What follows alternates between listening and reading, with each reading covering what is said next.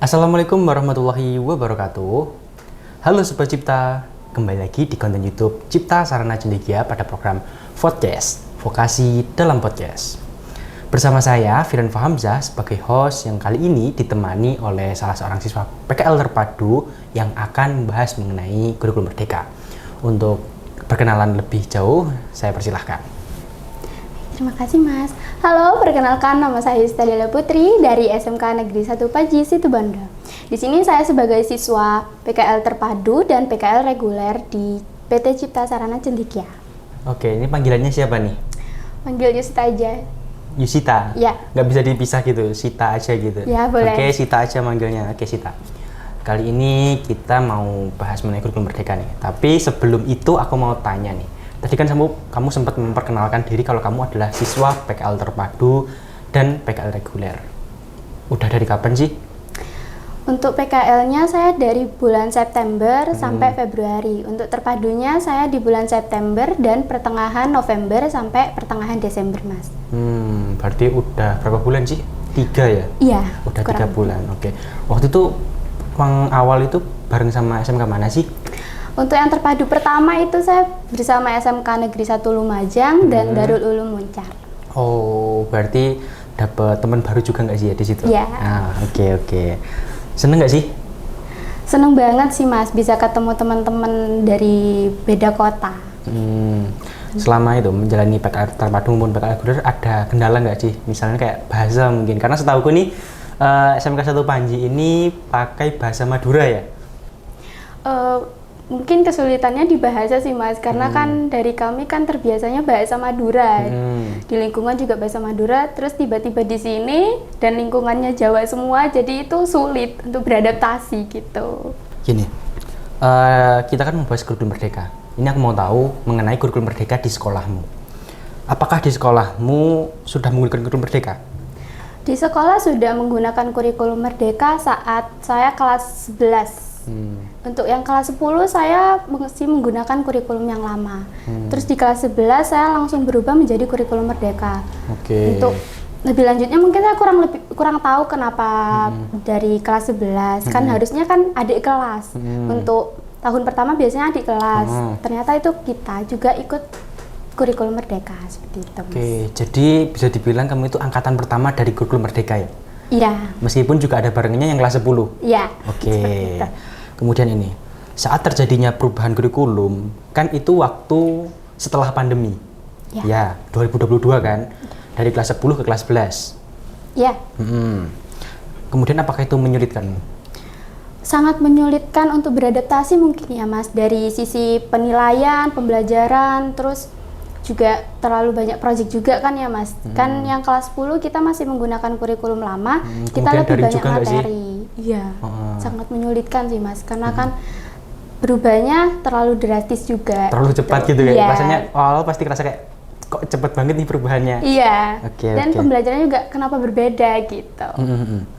Kemudian ini, program kurikulum merdeka apa aja sih yang sudah kamu rasakan? Gambaran umumnya aja deh.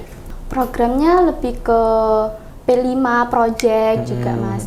Terus penilaian sumatif itu ada juga di project P5 gitu. Oh, jadi kayak apa namanya, ujiannya itu nggak model zaman dulu lagi ya? Kayak tes tulis gitu? Iya. Jadi bentuknya udah proyek? Iya, terlalu banyak proyek juga sih Mas. Dan lebih ke menuntut siswa untuk lebih aktif, kreatif, dan inovatif. Oke. Enjoy nggak sih kamu menjalaninnya? Untuk di dalam pembelajaran belajar mengajarnya itu sepertinya enjoy sih Mas, yang saya rasakan ya Mas. Enjoy, enak, terus cepat dimengerti sih Mas menurut saya. Gitu. Oke, kita kan udah bahas dari yang kulit-kulitnya kurikulum merdeka nih. Iya. Yang udah kamu alami lah. Kalau dari yang udah kamu tahu, apa sih itu kurikulum merdeka?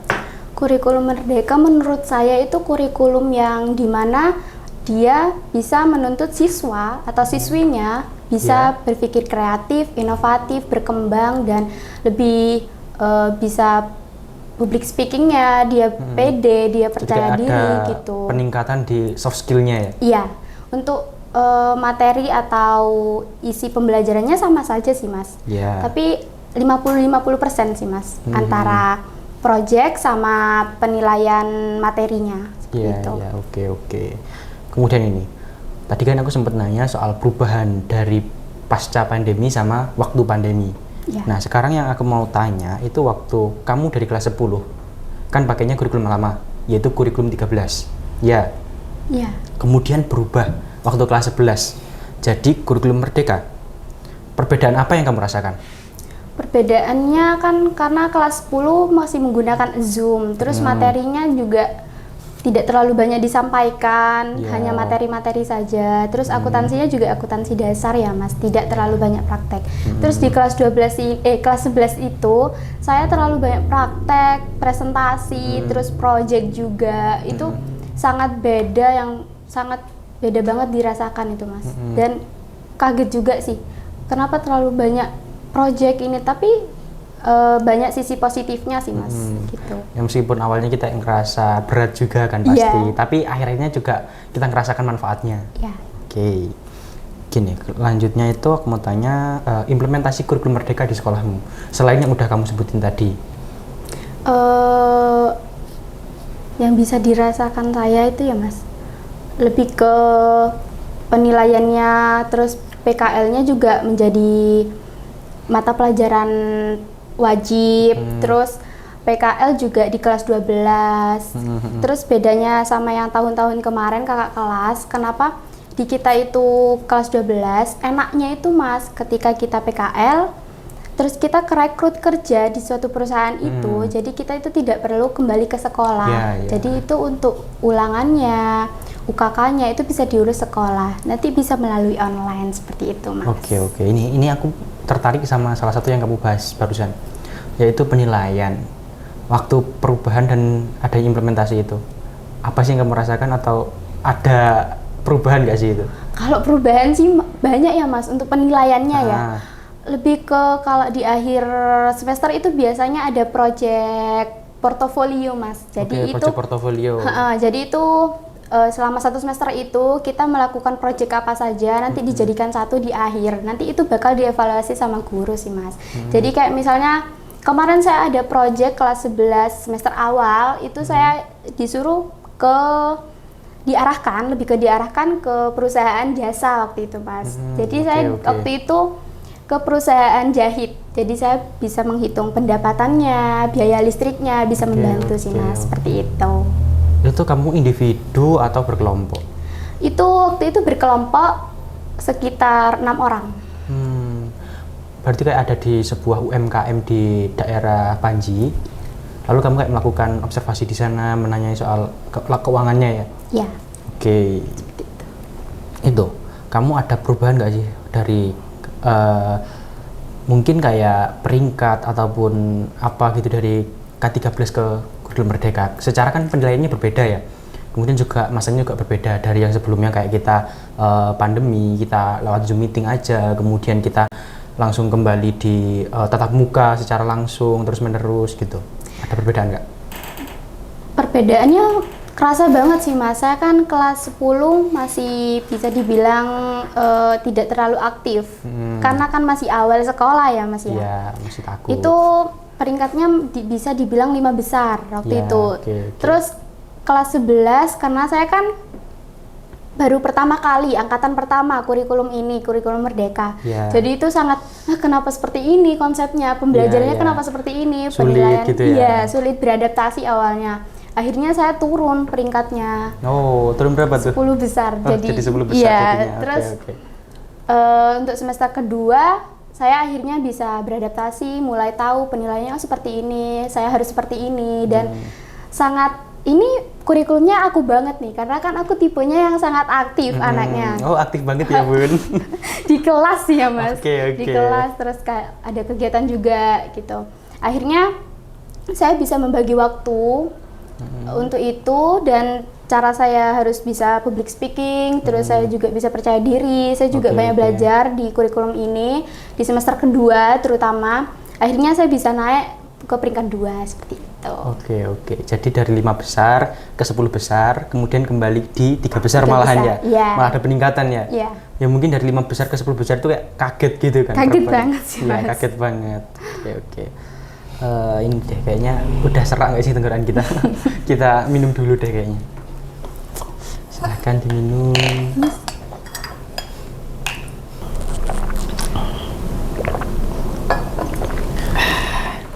Oke, tadi kaget kan pastinya ya?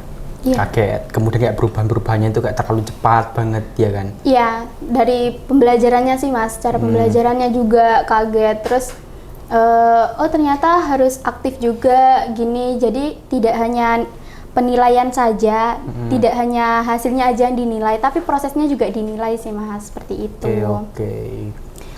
Kalau ini, kan itu yang kamu rasakan ya? Kalau yang kamu lihat dari teman-temanmu itu gimana? Apakah mereka benar-benar bisa menerima sama kayak kamu? Kan kamu tadi bilang aku banget nih, ya kan? Oke, gimana tuh? Kalau dilihat ya Mas, teman-teman tuh kan ada yang setiap anak kan beda-beda. Ya, ada setiap anak yang beda-beda. dia aktif, ada yang dia aktifnya di bagian non akademik, ada aktifnya di akademiknya. Jadi tuh bagi yang non akademik, terus yang seneng materi-materi itu kayak lebih ke kenapa sih harus banyak presentasi Iya, gitu. iya, oke. Jadi kayak kalau proyeknya kelompok, mungkin yang pintar di bidang Teorinya, akademiknya, dia itu mungkin bagian merancang ininya, proyeknya. Terus nanti bagian yang dia pintar public speaking atau PD, itu percaya sebagai diri. penyajinya gitu. Oke. Jadi di situ juga terdapat diferensiasi juga ya. Iya. Nah itu. Jadi jelas sekali ya perbedaan antara K13 yang kurikulum sebelumnya sama kurikulum Merdeka ini. Iya. Oke. Jadi Sama jelas. kalau dari penjelasanmu itu nggak ada masalah ya dari teman-temanmu, kayak mereka juga menerima saja. Kurang tahu sih Mas, tapi kebanyakan sih banyak yang kaget juga, banyak yang turun juga Mas nilainya. Oke ini. Ini tantangan atau hambatan apa yang kamu rasakan sebagai user kurikulum Merdeka? Tantangan sama hambatan yang saya rasakan itu seperti yang awal kelas 11 tadi ya Mas. Iya, yang kaget itu ya. Terlalu banyak project sih Mas, terus terlalu banyak presentasi mungkin. Iya. Jadi ke akademiknya atau ke isi materinya itu terlalu sedikit waktunya. Jadi Jadi kayak- 1 minggu itu bisa 3 kali 4 kali presentasi gitu Mas. Oke. Capek nggak? Capek dong Capek awal-awal banget, pastinya. iya. Awal-awal pasti ngerasa kayak kaget dan akhirnya ngerasa capek dan merasa akhirnya kayak berat gitu ya kan? Iya, Oke. Jadi kayak banget. mungkin itu tantangan sama hambatannya di awal aja. Iya. Kalau sampai sekarang kan sudah berjalan hampir 2 tahun lah untuk kurikulum Merdeka di angkatanmu. Udah ada hambatan atau tantangan nggak sih selama proses itu? Kayak mungkin kamu ngerasa PKL ini sebenarnya kayak cocoknya di kelas 11 nih, bukan di kelas 12. Ataupun kamu ngerasa kayak projectnya itu ujian selama project itu tuh nggak cocok gitu. Kalau menurut saya proyeknya sih cocok-cocok aja. Mungkin untuk di ulangannya itu harusnya menurut saya ya Mas tetap ada project sama ada kayak ulangan seperti biasanya mengerjakan soal Mas. Karena yang saya rasakan kelas 11 itu ulangannya kebanyakan lebih banyak project Mas gitu. Jadi lebih ke bikin portofolio, terus bikin min map seperti itu. Oke. Terus yang di kelas 12 menurut saya PKL-nya memang sudah pas Mas. Karena kan kalau misal kita kelas 11 terus kita keterima karena kita aktif. Punya kompetensinya gitu ya. Jadi kan kita kelas 12 kan harus kembali dan harus banyak ujian praktek juga. Banyak ujian-ujian di kelas 12. Jadi kalau misalnya kita keterima di suatu perusahaan, kita bingung untuk kelas 12-nya Mas. Jadi kalau seperti kita sekarang itu enak sih Mas. Jadi kan bisa diomongin sama sekolah. Oke. Jadi kamu merasa cocok-cocok aja tuh ujian sebagai project. Nah ini aku mau tanya nih, masih inget nggak portofoliomu? Portofolio masih ingat sih. Boleh di-spill dikit dong, aku mau tahu apa sih isinya portofolio, soalnya emang apa ya, aku dulu juga pengguna kurikulum Merdeka tapi kurikulum yang hybrid, jadi kayak perpindahan dari K13 sama ke kurikulum Merdeka, kayak mengimbas aja, dan aku nggak sampai ada di titik kayak portofolio itu, cuma mungkin kayak ujiannya lebih fleksibel, tapi itu aku mau tahu nih portofolio itu yang kayak gimana sih? Untuk portofolio yang saya waktu itu karena proyeknya di bidang perusahaan jasa, jadi untuk di akhir itu ada 2 proyek kan Mas. Jadi di perusahaan dagang dan saya disuruh membuat soal perusahaan jasa. dan yang terkait dengan perusahaan jasa yang saya pegang waktu itu. Jadi file yang saya bikin itu pertanyaan atau soal perusahaan jasa, dan saya harus bisa, kelompok saya juga harus bisa menjawab pertanyaan yang kita ada di situ. bikin seperti jadi kayak itu. Kita buat sendiri tapi kita kerjain juga sendiri. Iya. Itu juga tantangan sih sebenarnya Mas. Seperti itu. Tapi gitu kayak jadi lebih enak nggak sih? Kita nggak ditentukan kayak tingkat kesulitannya sama orang lain. Kita bener-bener jadi lebih bisa gitu mengerjakannya. Ya, tergantung juga ya Mas, karena ada juga yang setiap kelompok ada yang juga kebingungan. Dia bikin sendiri tapi dia tidak balance. Itu juga banyak seperti itu. Dan waktu itu alhamdulillah kelompok saya lancar-lancar aja. Gitu. Dan itu nanti di akhir juga dipertanyakan, ini perusahaannya di bidang apa, terus ini kerjanya sistemnya 1 minggu berapa kali, terus gajinya karyawan ini berapa, juga itu ditanya nanti. Oke, menarik banget di nih. akhir semester biasanya sama gurunya. Oke. Kan dari tadi kamu ngejelasin soal kurikulum merdeka dari sudut pandangmu ya kan, dari pengalaman-pengalamanmu.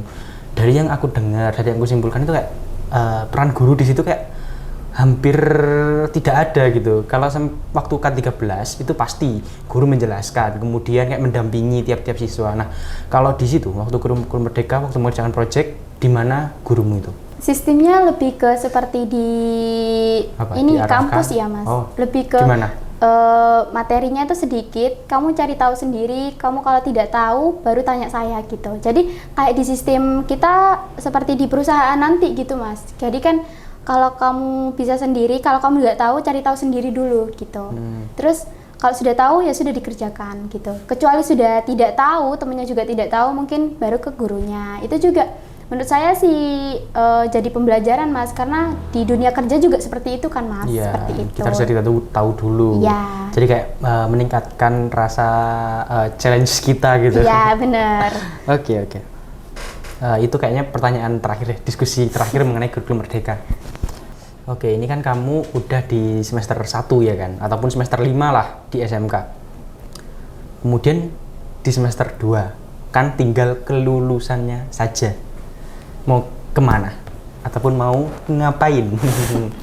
Untuk kedepannya yang saya tuju atau yang saya pikirkan dari sekarang itu gimana saya lulus langsung bisa bekerja. Tapi hambatan saya di sini kan guru maunya siswa bisa bekerja sebelum dia lulus. Tapi setelah saya cari tahu, ternyata kan kebanyakan lowongan kerja di perusahaan itu harus minimal lulus SMA atau SMK seperti itu. Jadi sebenarnya kamu merasa ragu ya, karena kamu masih sekolah, tapi udah dituntut buat bekerja. Ya. Kurang lebih seperti itu sih Mas, dan pengennya memang kerja dulu seperti mbak-mbak atau miss-miss yang ada di Cipta, bisa jadi pengalaman juga ya Mas ya. Itu kerja dulu baru kuliah. Gitu. Ini sih kalau soal yang kamu masih ragu soal belum lulus tapi harus untuk kerja itu, kayak sebenarnya selama kamu punya kemauan itu tuh nggak yang jadi masalah, karena meskipun banyak apapun di luar sana mengatakan lulus SMA atau lulus SMK, kalau kamu punya kompetensi itu kamu bisa loh buat masuk di situ selama kamu bisa meyakinkan. Aku salah satunya loh, contohnya ada salah satu contoh realnya ini. Aku waktu itu juga mulai bekerja waktu semester 6. Jadi aku sampai di sekolah cuma sampai bulan Januari. Februari itu aku udah mulai diterima kerja. Jadi mungkin ya buat kamu dan teman-teman di luar sana nggak usah ragu, nggak usah takut. Apalagi aku lihat tadi yang di portofolio itu kayak udah bagus banget loh buat diajuin buat branding diri, diajuin ke perusahaan. Karena memang waktu aku K13 sendiri kan nggak ada kayak gitu. Ya mungkin normal lah kalau ditanya kayak masih ragu lah. Kamu itu udah punya kayak soft skillnya gitu, udah ada buktinya, yaitu portofolio yang kamu buat itu sih. Jadi nggak usah ragu sih menurutku kalau harus nunggu lulus gitu. Karena kalau kita melihatnya ya, trennya SMK itu harusnya emang udah sebelum lulus udah kerja. Karena waktu udah lulus itu pasti barengan sama sekolah-sekolah lain kan. Dalam satu sekolah aja satu angkatan bisa 200 ataupun 300 lebih kan. Itu satu persaingan di satu sekolah. Bayangin kalau satu kabupaten, kemudian satu provinsi. Oke, jadi mungkin itu pesanku aja sih buat Yusita sama teman-teman. Jangan takut ataupun jangan ragu. Kamu kalau udah mulai memiliki keinginan itu udah lanjut aja, nggak perlu takut. Jadi kalau sekarang udah mulai bisa dipersiapkan, kayak mungkin udah mulai buat surat lamaran ataupun CV ke perusahaan-perusahaan yang kamu mau, nggak apa-apa, dicoba dulu. Kalau nggak dicoba gimana kamu mau tahu? Siapa tahu kan, bahkan ini aku beberapa kali itu dapat informasi di beberapa sekolah itu udah ngadain job fair, dan job fairnya itu bebas, minimal kelas 12. Bahkan yang kelas 11 itu boleh lihat-lihat, jadi kayak mencoba lihat kayak kualifikasinya gitu, untuk mempersiapkan di dunia kerja. Jadi nggak usah takut sih. Ini informasi sangat penting bagi saya sih Mas. Ilmu juga bagi saya. Terima kasih loh ya, Mas. Mungkin nanti ini kan kamu masih PKL terpadu, kemudian masih dilanjut PKL reguler ya kan? Iya. Bisa buat berkonsultasi nih ataupun sharing-sharing sama mister-mister sama miss-missnya, karena itu juga salah satu bagian dari pelayanan yang kami berikan selama menjalani program di PT Cipta Sarana Cendekia. Nggak cuman buat dapetin materi-materi aja, tapi juga buat dapet sharing ilmu, sharing pengalaman yang nggak dapet di luar sana. Nah, kita udah bahas banyak nih, bahkan sampai di luar topik utama kita nih ya. Udah dapat informasi-informasi juga dari Yusita mengenai bagaimana ke depannya. Oke, ini aku mau tanya. Kasih dong kalimat motivasi buat teman-teman ataupun buat siapapun yang ada di luar sana yang nonton video ini. Motivasi untuk semua mungkin. Ya, oke. Itu hasil yang indah tidak terlahir dari langkah yang mudah. Wah, itu tuh teman-teman. Jadi ini teman-teman, pesan dari Yusita adalah hasil yang indah tidak terlahir dari langkah yang mudah. Nah, itu pesan buat teman-teman semua yang lagi nonton, utamanya buat teman-teman SMK yang lagi nonton video ini ataupun adik-adik kelasnya Yusita nih. Ingat motivasi dari Yusita. Oke, ini yang terakhir nih Yus. Kasih dong pesan dan kesan buat siapapun, misalnya satunya adalah Cipta dan guru-guru di sekolah. Pesannya dan kesan saya selama di Cipta, sangat seneng banget, nambah ilmu banget, terus ilmunya juga terupgrade juga ya Mas ya. Selama di sekolah kan hanya itu saja. Sekarang kita bisa tahu lebih banyak. Terus di perusahaan seperti ini ternyata seperti itu. Terus untuk di Cipta sendiri pengajarannya juga keren banget sih. Terus untuk ya guru-guru mungkin di sekolahku. Siapa nih?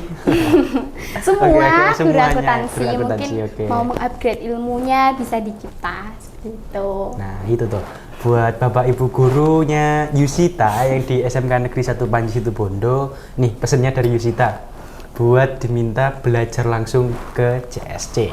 Saya tunggu nih Bapak Ibu untuk ada di CSC belajar mengenai akuntansi dan pajak ataupun yang lainnya. Oke, mungkin cukup itu saja yang kita bahas kali ini ya Yusita ya. Terima kasih sudah hadir di konten kita kali ini. Semoga kedepannya ada ketemu lagi nih kita buat ngobrol topik-topik lainnya. Boleh Mas, sama-sama. Oke, mungkin itu saja yang bisa saya sampaikan bersama Yusita kali ini. Jangan lupa like, comment, dan subscribe YouTube Cipta Sarana Cendekia dan ikuti terus kegiatan kami di seluruh sosial media kita dengan nama yang sama, Cipta Sarana Cendekia. Saya akhiri, wassalamualaikum warahmatullahi wabarakatuh. Podcast, vokasi dalam podcast.